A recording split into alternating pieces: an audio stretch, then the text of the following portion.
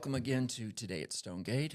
I'm Joe Voris here for Stonegate and talking once again to Diana Matthews. Diana is the IU Health Rural Dementia Network Project Director, and she's talking to us today about this ongoing series, the Getting to Know Dementia program that started on January 20th here on Stonegate. There's been two sessions so far, one on the 20th, which discussed what is dementia really, and you can go back and find that first video of ours. We talked about that. And then on February 17th, they had one brain changes and shifts in ability are noticed when dementia, and what kind of, what to notice with dementia when dementia happens. That was February 17th. So today, I think, Diana, we're going to recap that, maybe the 17th, and look forward to March the 17th, where you're going to be here at Stonegate again. And it looks like the topic is looking at the progression and seeing more than loss. Right. So let's first talk about anything you want to add, recap from the 17th, Sure. February 17th. Yeah. So, the first session was kind of like comparing changes that are to be expected as you age, in cognition. There's changes that happen, and then we compared that with what would not be typical aging, things you should talk to your doctor about and kind of distinguish that. And so then the second session kind of focused on, okay, so if we've determined now that it's likely dementia that's going on, what's happening in the brain? And the brain is such a complex organ. I mean, most of us don't really think about our brain and all the things our brain does. I mean, it takes 12 plus years of studying in school and master's degrees and PhDs just to understand what we do understand about the brain. And so we talked a little bit about and showed some different slides that had comparing normal brain functioning, like PET scans and things like that. And we showed like an MRI image of the brain that's in the normal sized brain, and the Alzheimer's brain, which is kind of smaller and missing a lot of tissue. And we just talked about what that impact is on a person's functioning. So we specifically focused on the cortex of the brain, which is basically your data intake. We as humans, that's how we make sense of our world, with our five senses. I mean, everything we understand about our world, we either understand because of hearing, vision, sense of smell, taste, or touch. There's no other data that comes in other than that. And then our brain takes all this information that our senses are taking in, takes that data and makes sense of it, and then we respond in different ways, or we understand what's happening around us because of that. Well, when you have dementia, a lot of people think that dementia is just a memory problem, but it's a brain functioning problem. And so even that cortex of the brain, that data center of the brain, starts to get impacted, especially the occipital lobe, which is in like the very back of the brain. And that's what takes in, well, there's actually two areas, but we'll talk about occipital first. But the occipital lobe is what takes in the visual information that your eyes take in. And when you see something, it's weird, but your eyes take in two separate images, one for the left eye and the right eye. That's why you can shut your eye, and it's a different kind of perspective each time.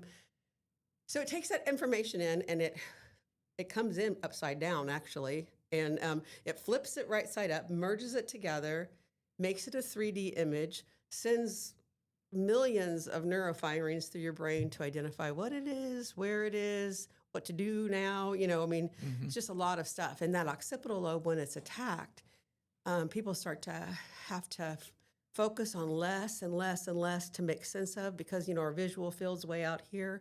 But if that's way too much information for a brain that's struggling, so you start to get like a tunnel vision, and you can only focus on so much, and it narrows and narrows and narrows. We say it's scuba vision. So like if our audience would like to even see what that's like, you can put like a scuba mask up to your face and see what's missing, and that's in early dementia. Wow. So we talked about that, and it progresses as dementia progresses, the visual field narrows until in later stage dementia, it's like a monocular vision. So that would be like one hand covering the eye, and then that's all the information that your brain can handle.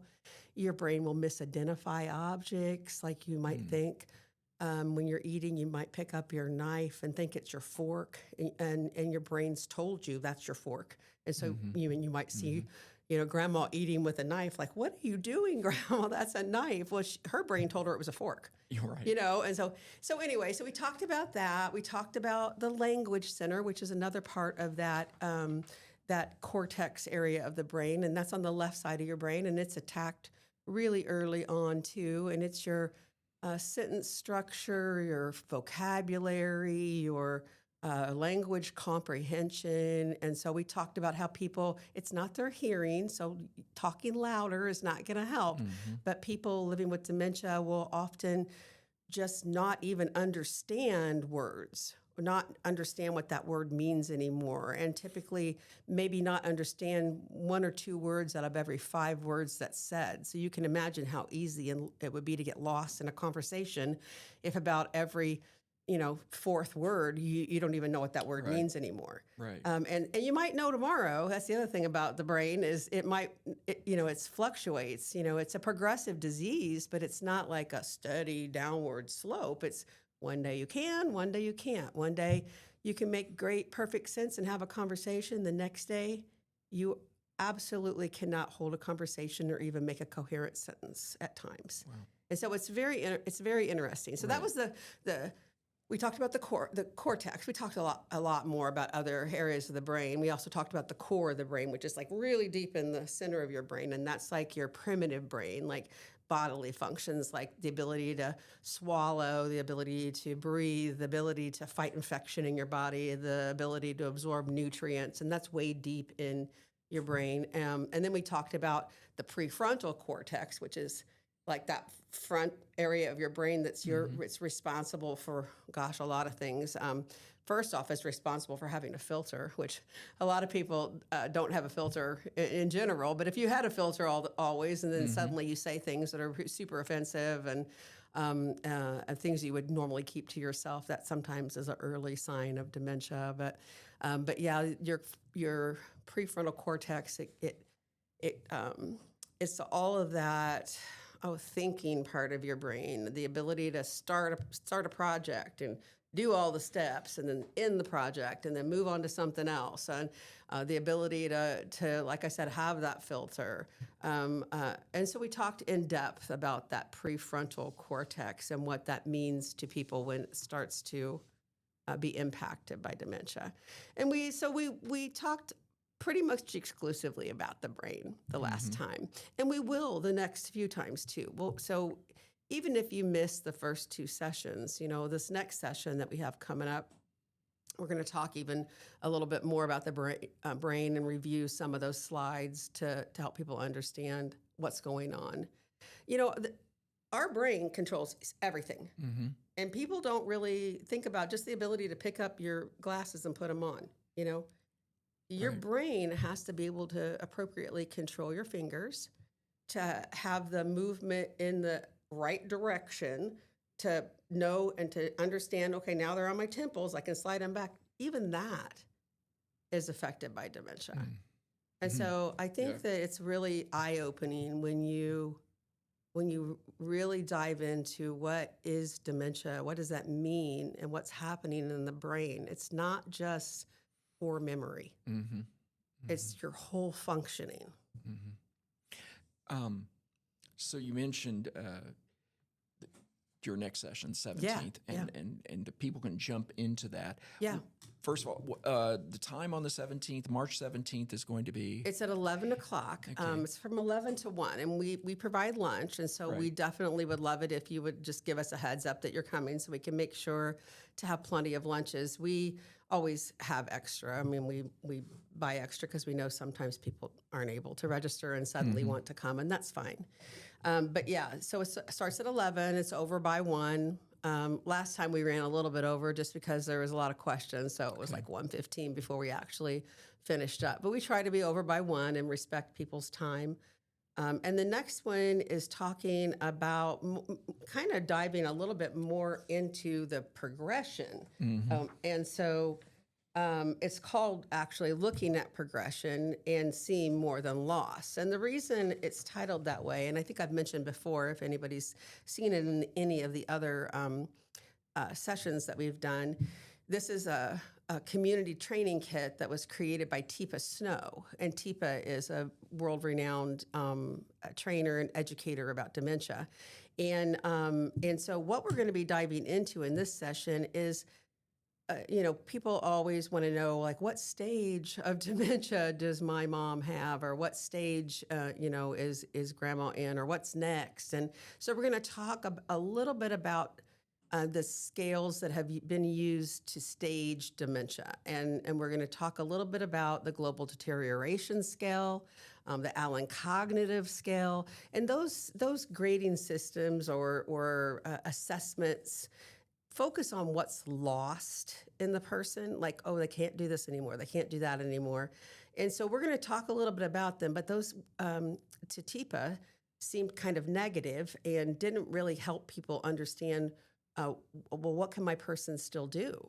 And so she developed a system that's called the GEMS state. And it's more focused on what's left. What can a person do? What should I really highlight for my person at this point in their dementia? And what will give them moments of joy, and what will allow them to still feel valued and still feel capable, if I set things up the right way. And so it's a different way of looking at dementia compared to the negative kind of, oh, they can't, this is checking the boxes. Oh, they can't do this anymore, can't do that anymore. Well, what can they do? What can they do? Right. So that's the next session. Okay. And people do not have to wear green, even though it's St. Well, Patrick's Day. there is that pinching things that happens if you don't. That is. No, you go. I promise I won't pinch you if you don't wear green, because I probably won't wear green. So if people come to this session coming up on March 17th, looking at the progression, and you've talked about what's come in the two sessions before, and you said you'd stayed a little bit longer at the last session. People who might be interested in this, are there any areas or things like that if people had questions about, they might come to that session, or can they ask any question about dementia at all? Anything, honestly. I mean, we're available. We're always available to answer questions, to do more personalized coaching or consultations. And even if you come to a session, there was a lot of discussion at both of the previous sessions that maybe kind of got off into some other topics, which is perfectly fine. Our whole goal is to kind of break this whole dementia and dementia caregiving and the implications for families, kind of break it into sessions and into bite-sized pieces. But at any point, if there's a question, for sure, we can hang out after, or we can make an appointment to meet with a person or whatever. Yeah. And you also have a support group that meets here at Stonegate. Yeah. If a person was interested in participating in that, do they contact the same people we have for this? You don't have to sign up for that. You can just show up. It's the second and fourth Wednesday of the month. And it's at 2 o'clock for an hour from 2 to 3. And that's held in the boardroom here at Stonegate. But you don't have to sign up for that. Okay. I don't give you any food, so I don't have to. No food. You don't need Sorry. numbers. Yeah. And what does one of those look like? Is it pretty free form that people just come in and bring questions or listen to others and realize they're not alone? That's basically the point of the support group, honestly, is because the people who are caring for the people that are living with this disease, if a person is living with dementia, your whole family is living with dementia. It's not just that person. And so they're the experts. And they also have the questions, and they can bounce ideas off of each other. And sometimes a person who's at the support group might have been where you are now, and they might be able to say, "Oh, well, you might try this. This worked for my mom." Or sometimes you just need to vent a little bit, or even just say, is this how I should be doing this? Or anybody have any other suggestions? And so, yeah, it's kind of free flowing. We just kind of go around. Anybody who wants to talk or has questions or wants to share a problem that they're dealing with, or just kind of get something off their chest. Caring for a person living with dementia is super emotionally stressful. And you sometimes you can't talk to other people in your family about it because you feel like you're being negative or whatever. But sometimes you just need to say something and get it off your chest, and that's a good place for that too. And it's very confidential. Whatever is said in the room stays in the room. Yeah. Okay, great. Well, anything else you want to say as we kind of wrap up this edition? I know after this March 17th, the next one is April 14th, and we'll be talking about that before that occurs in April. And then it looks like in April you will be talking about the GEMS state model, which is spelled GEMS. Right. If anyone wants to Google that beforehand and look for that. But anything else you want to add about the 17th or anything? No, just it'd be great if you do register. But, like I said, we always have extra food. And I think it's going to be a good introduction to why TIPA developed this model. The next session in April really dives into that model and how you as a care partner, if you just decide that you think the GEMS model is called the GEMS model because it's based on gems like sapphire, diamond, emerald, amber, ruby, and pearl. And each one of them have different characteristics of what a person is still capable of. And then, so in April, we'll really dive into that model and talk about how you can match your care. But this is kind of more of an introduction to it. But like I said, at any point, if you jump in, you'll be able to catch back up. It's not like it's, you have to have gone in order to understand what's happening. We recap everything. Okay, So. great. Well, thank you, Diana, for being here again, and we look forward to next month. And again, that's March 17th, 11 o'clock here. 11 to 1. 11 to 1 here at Stonegate. We have information on the video and in the description for how you can sign up for that. So thanks again, Diana, for joining me. Yeah, thanks for having me.